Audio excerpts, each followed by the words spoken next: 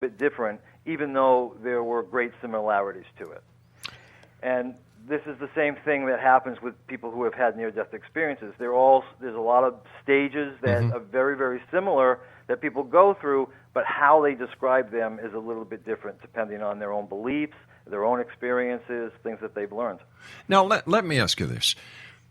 The number of people who claim to have near-death experiences are just a fraction of the people who have not reported near-death experiences, even though that they, according to the medical community, were on the brink or were clinically dead and brought back.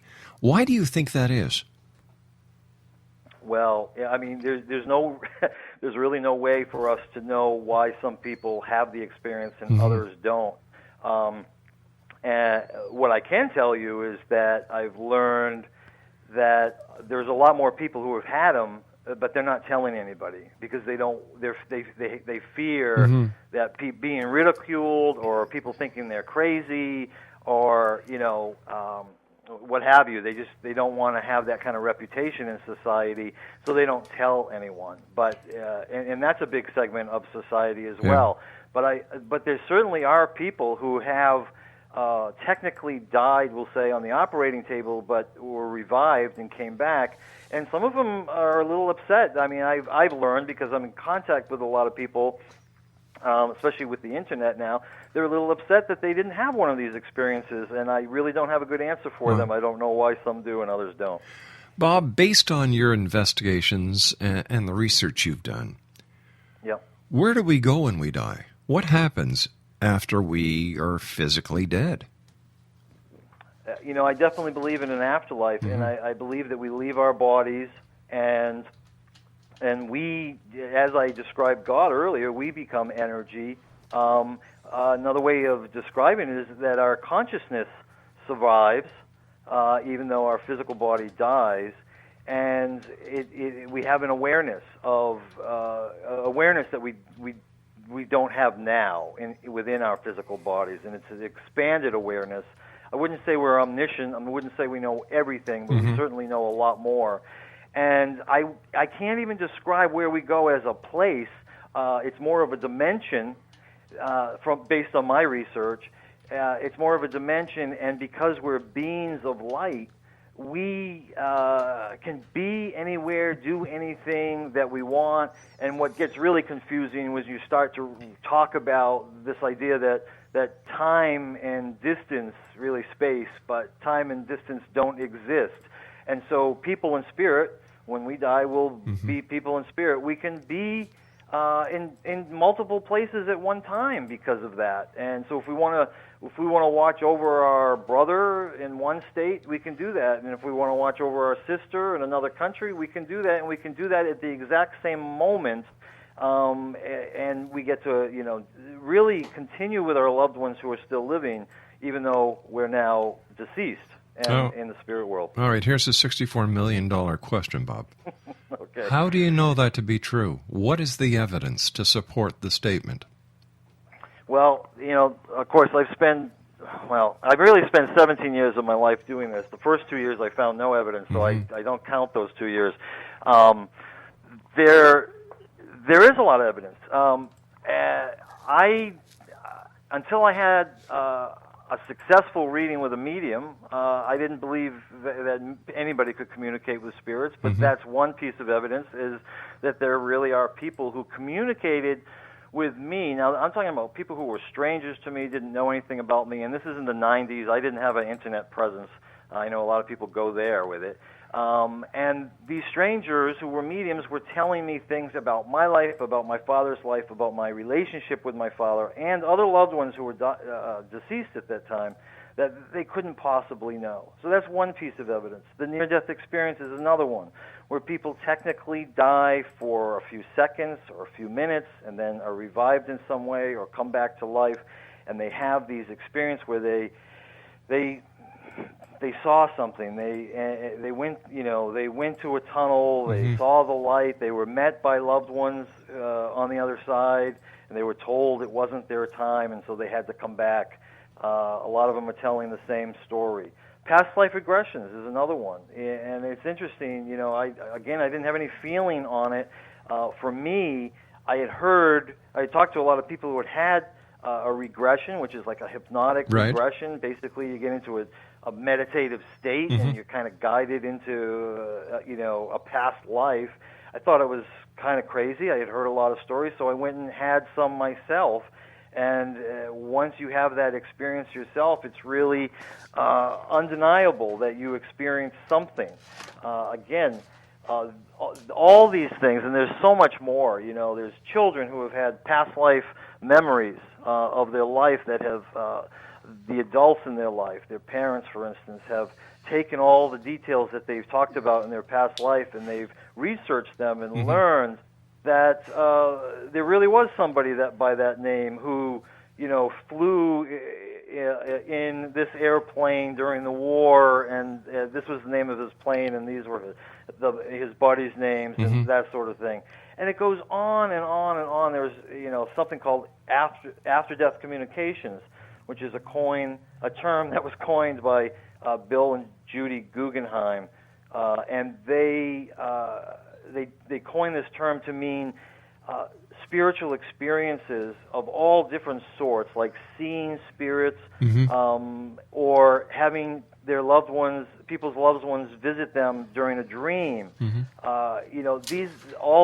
There's a whole bunch of them, and they call them after-death communications. But if you're talking about having a dream, how do we know that what the person or the experiencer is actually experiencing is not their own desire, their own wish, that the mind actually gives them a virtual reality set in which they communicate with those that they've lost throughout the grieving process? There's no question that it's an argument. Yeah. It's an argument that nobody's really there's never going to be a deciding factor on that. But what we do find with people, we call these dream visitations. When people have a dream visitation, it's very different than most dreams. It's very vivid. Yeah. There are always the same things that are sort of coming through, and it's information from their loved ones in spirit, and sometimes it's information that they don't know. Interesting. And so they'll find out something that they weren't even aware of in their dream that they can then go and verify later as true. All right, Bob, you and I have got the best evidence. Bob, we've got to take our news break at the bottom of the hour. Please stand by. Exonation Bob Olson is our special guest. Here's a couple of websites: bestpsychicmediums.com, bestpsychicdirector.com, and afterlifetv.com. He also has a course for mediums at psychicmediumworkshop.com. And his new book that we're talking about this hour is Answers About the Afterlife. A private investigator's 15-year research unlocks the mysteries of life after death. His website, bobolson.com. We'll be back on the other side of the news. My name is Rob McConnell. This is The X Zone. Don't go away. Are you considering calling a psychic to read your situation? Then consider David Champion, a psychic medium for more than 20 years with thousands of readings under his belt.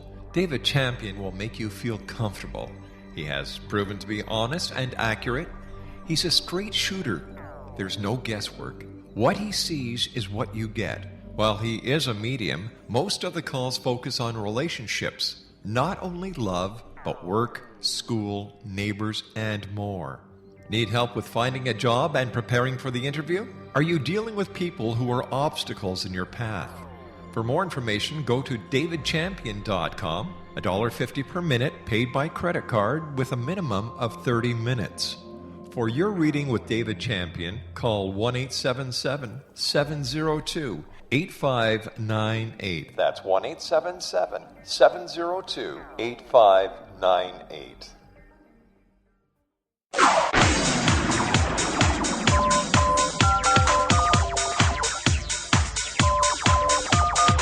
Now you can dial in to listen to the X-Zone Radio Show from anywhere in the world with Rob McConnell 24/7, 365 by dialing 213-401-0080. That's 213-401-0080. If you have a mobile phone or landline, the X-Zone Radio Show with Rob McConnell is now at your beck and call at 213-401-0080. That's 213-401-0080, 24/7, 365. The following program may contain coarse language, violence, nudity, mature subject matter, or scenes which may not be suitable for all viewers. Viewer discretion is advised.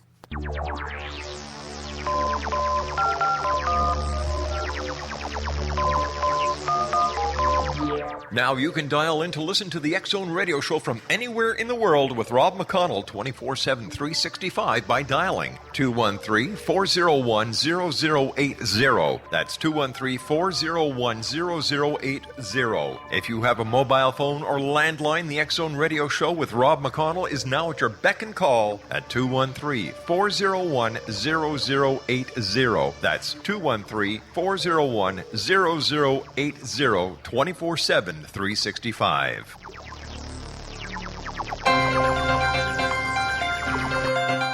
This is the X-Zone Broadcast Network, broadcasting worldwide on broadcast affiliates and satellite program providers, including CNN Broadcast Network, Sirius Satellite Network, Star Media, Good News Radio Network, Angel Broadcast Network, Wiki Broadcast Network, and WPBN TV.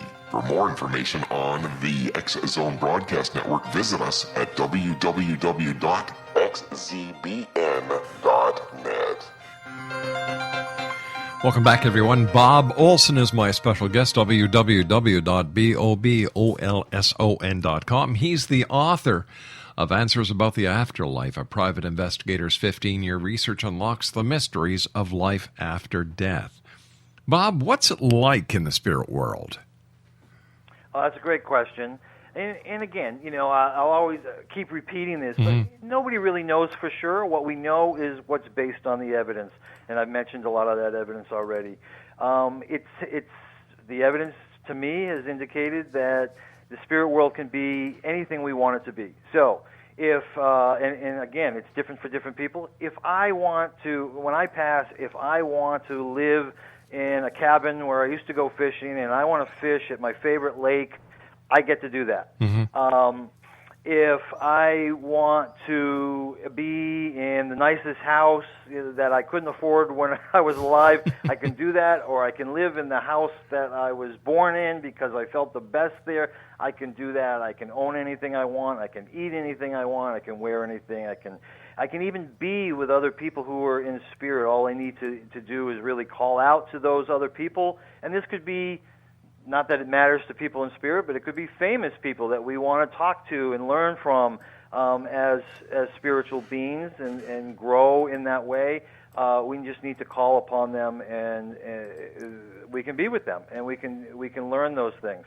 At the same time, we are beings of light, and we really don't need any of those things. We don't need to eat. We don't need to wear clothes. We don't need to live in a house.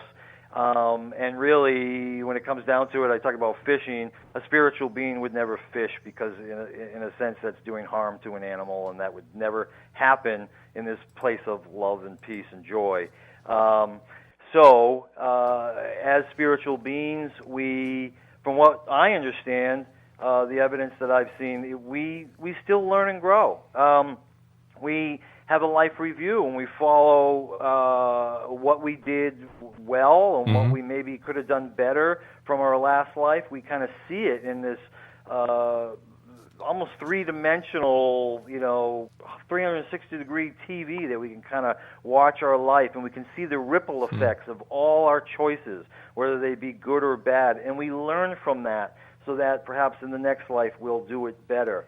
But everything is about experience. And so when we cross over and go back into the spirit world, which is our true home, we actually also get to watch over our loved ones and see how our lives might have affected our loved ones who are still living. And in that way, we're still following the lives that we've had. So our physical life doesn't end with our death. It really continues on because our memory and the things that we did, our choices, our actions, still continue on in the physical world in the way that we affected other people. Then, in your opinion, Bob, what is the reason for this constant coming and going, coming and going, coming